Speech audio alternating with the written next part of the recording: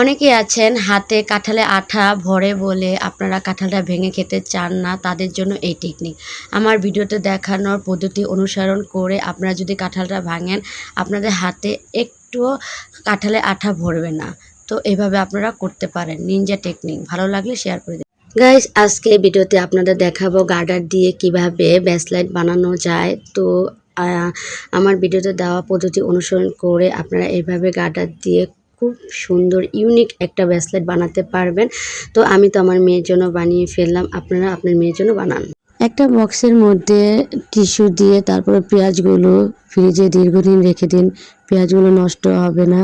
আর আপনি যখনই পেঁয়াজগুলো কাটার জন্য বের করবেন ফ্রিজ থেকে, আপনার চোখ জ্বালাও করবে না, চোখ দিয়ে পানিও পড়বে না। নিনজাটি অনেক বাচ্চারাই আছে হেয়ার ব্যান্ডগুলো একটু পুরনো হলে বা ডিসকালার হয়ে গেলে হেয়ার ব্যান্ডগুলো পড়তে চায় না, তো তাদের জন্য এই টেকনিক।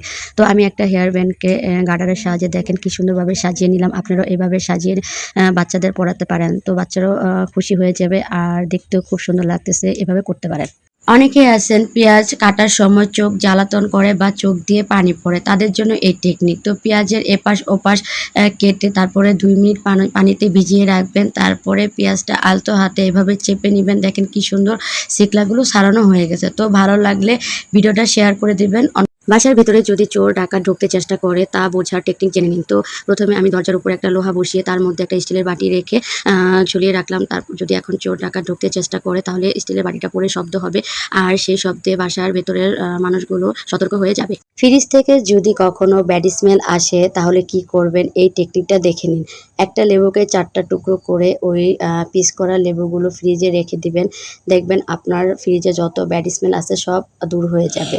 তো এইভাবে করতে আমরা যারাই মাটির চুলায় রান্না করি তাদের জন্য এই টেকনিকটা। তো হাঁড়ির তলায় কালি ওঠানোর খুব সহজ পদ্ধতি। তো আপনি মাটির চুলায় হাঁড়িটা বসানোর আগে যদি ছাই বা মাটি দিয়ে এভাবে মেখে তারপর যদি বসান তাহলে দেখেন ধোয়ার সময় খুব সহজে কালিগুলো উঠে যায়। অনেকেই আছেন কয়েল ঠিকমতো খুলতে পারেন না, কয়েল খোলার সময় কয়েলগুলো ভেঙে ফেলেন, তাদের জন্য এই টেকনিক। তো আমার ভিডিওতে দেখানো পদ্ধতি অনুসরণ করে যদি কয়েলগুলো খোলেন তাহলে আপনাদের একটা কয়েলও ভাঙবে না। Ninja technique. ভালো লাগলে শেয়ার করে দিবেন। আমরা কিন্তু কোমর 1 দিন বা 2 দিনের বেশি রাখতে পারি না, কারণ কোমরটা নষ্ট হয়ে যায়। কোমর ভালো থাকার টেকনিকটা জেনে নিন। তো ভিডিওতে দেখানো পদ্ধতি অনুসরণ করে যদি আপনারা কোমরটা রাখেন এভাবে, আপনাদের কোমর 15-20 দিনও কিচ্ছু হবে না, 100% গ্যারান্টি। দেখে নিন। কয়েল ধরানোর পর কয়েল রাখার টেকনিক জেনে নিন। তো যেকোনো একটা কাঠি কয়েলের স্ট্যান্ড দিয়ে এভাবে পরিষ্কার করে নেবেন। তারপরে কাঠিটা কয়েলের ভিতরে ঢুকিয়ে যেকোনো একটা বক্সে এভাবে রেখে দিবেন। তাহলে আপনার ফ্যানের বাতাসে কয়েলের ছাইগুলো দিয়ে ঘরও নোংরা হবে না, আর সবগুলা ছাই আপনার বক্সের মধ্যেই পড়বে। এভাবে করতে পারেন। কাঁঠালের বিচি দীর্ঘদিন সংরক্ষণ করার টেকনিক জেনে নিন। তো একটা পাত্রে আপনি প্রথমে চাল দিয়ে তার মধ্যে কাঁঠালের বিচিগুলো রেখে আবার কতগুলো চাল দিয়ে তার মধ্যে আবার কাঁঠাল বিচি দিয়ে আবার চাল দিয়ে আপনি এভাবে দীর্ঘদিন কাঁঠাল বিচি রেখে খেতে পারবেন। ভালো লাগলে শেয়ার করে দিবেন।